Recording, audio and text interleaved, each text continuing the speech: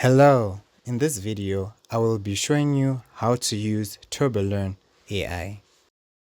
Just open any browser of yours and you can enter TurboLearn.ai. Once you're on the website, you can sign in by the top right. Here, that's where you put your login credentials and then you create an account.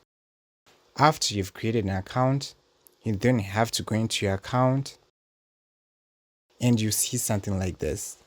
There's a dashboard where you can record or upload an audio, post a YouTube link, or a PDF.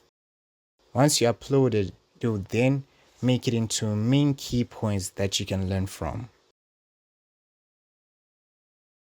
There's also a chatbot you can use to interact with it.